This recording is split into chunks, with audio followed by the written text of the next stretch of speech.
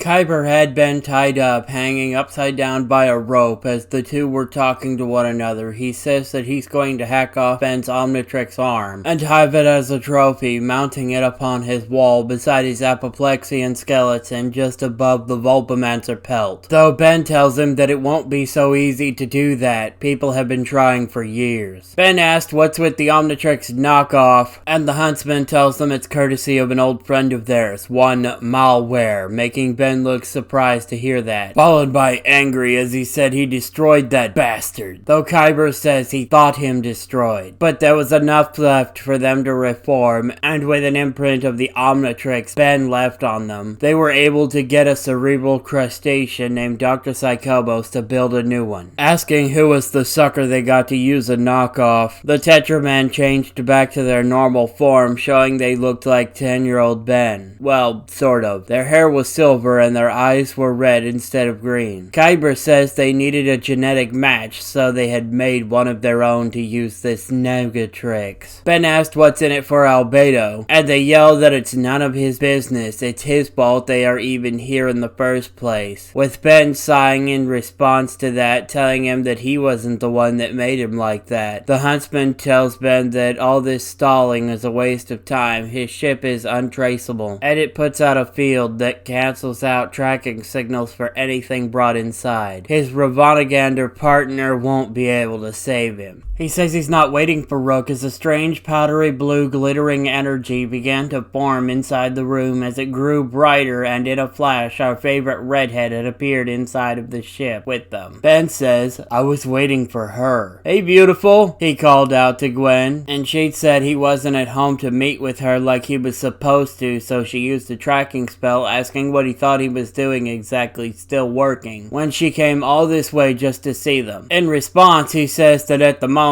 he's sorta hanging around, and she uses her magic to cut the rope at his feet, making him drop to the ground. Once on the ground, Ben took a deep breath and began to slowly move his way back, as Gwen threw up a shield while Kyber and Albedo, who changed into Diamond Head, began to attack. Given the moment to focus, Ben was able to bend himself far enough he could get his feet behind where his arms were tied, allowing him to bring them up in front of him where they were previously tied behind his back. He then grabbed his plasma blade and moved it up slowly as he cut away at the ropes and freeing his hands in the process. Ben hit the Omnitrix and changed into blocks, and in response he questioned who thought sentient Lego gorilla was a good idea. Then he stops and thinks about it for a moment and remembers Gwen can fly. He calls out to her to get airborne as he sees if he can create stuff, finding that he can. He created blasters and fired large piles at a time at Albedo and Kyber. The huntsman was getting annoyed as it seriously hurt and was taking a deep breath when a stray chunk got caught in one of his gills, causing him to choke and start to cough, to which Block says choking hazard, as he then tries blasting at Albedo's feet to trip him up. Since the ground was uneven and the bricks were moving fast, he'd slipped and fallen into a pile of bricks. Gwenman calls out a fire spell, melting the bricks that Albedo was in, and then called out an ice spell to cool them down in an instant, hardening them and getting him stuck in them in the process. Kyber managed to cough out the brick that he'd gotten caught in his gills and warned that they would pay for such insolence, but Ben made a hammer with his bricks and Gwen solidified it with magic as if gluing it together. He bashed Kyber in the chin with the hammer hard enough that it broke the hammer apart and sent him into an upper level of the ship, as they then began to follow with Albedo, trying to figure out how to get himself out of the melted blocks, pulling harder with his upper body while pushing down with his lower to try to get some leverage. The ship starts to move, showing that Kyber had made their way to the main controls, and the two of them made their way to get to them, but were cut off by Albedo, who'd sharpened his hands into points and tried to fight them, with Ben fighting him still as blocks, though Gwen says to get to the controls, she remembers how to take them down from when they were kids. Nodding, he went off to catch up to Kyber to get him away from the controls. She sighs, saying they better not interfere with dinner with her parents tonight, and begins to fight with Albedo while Ben was on his way to Kyber, when suddenly the ship was struck by something and they hear Rook's voice hailing the ship on speaker, telling them to land immediately. Ben sighs, saying now he shows up, as he continues making his way and shoots Kyber in the back of the head, asking if he's ready for a serious round. No more pretending to be bait. The huntsman laughs, believing Ben to be not much of a challenge, already having bested him once. What he didn't realize was that Ben did that on purpose to draw him out and gain information. The huntsman put something on the wheel to keep it steady as Rook continued trying to blast them out of the sky, and Ben hit the Omnitrix symbol, reverting to human, and stretched before going for his plumber's staff, making Kyber laugh. That was until he'd gotten the end of it jabbed into his gut before being struck in the chin before he could react, followed by Ben using it to better get into the air and kick Kyber across the head, knocking him over. Kyber looked surprised as Ben kicked the bottom of his staff, getting it swung up into the air, and then was about to bring it back down, but on them. However, he'd managed to throw himself out of the way in time. They then demanded to know where that came from. Ben tells him a job on Pacturian 7. He'd had to hunt down Slazmar, who was hiding there. That's when everything began to dawn on Kyber. Ben, between the ages of 10 and 16, had been bounty hunting, training with Tetrax at first, and then getting good enough at it he could handle it alone, at a time when he didn't have the Omnitrix. Not only that, he was the most skilled bounty hunter this side of the Milky Way. He realized too late that he wasn't the hunter. He was Ben's prey. The ship began to fall apart because of Rook blasting at it, and Gwen had managed to take down Albedo, and was on her way to find Ben as he'd thrown himself out of the ship, creating a crystal barrier around himself for when he crashed down. That way he'd be alright. And Ben was still fighting the huntsman. Kyber had managed to get a couple of good cuts in, but Ben had caused considerably more damage to the huntsman. Ben then grabbed his staff more towards the bottom as if he was going to swing it like a bat, which Kyber tried to block, but at the last second he tilted it and threw his arms upwards, jabbing him in the bottom of the chin, then kicked his legs out from under him before hearing creaking sounds and rolled out of the way as the breeze then pinned the alien hunter down. And Gwen called out to Ben that it was time to go. Gwen teleported the two back to the house where Ship jumped up and down, happy to see them, and Ben contacted Rook, telling him to disengage. They're no longer on the ship. Kyber's ship crashed and exploded as Rook turned to return to base now that it was over. As Ben was petting Ship and had told Gwen she could go ahead and shower first, he'd get cleaned up after her, and they still just barely had enough time to make it to dinner with her parents if they hurried.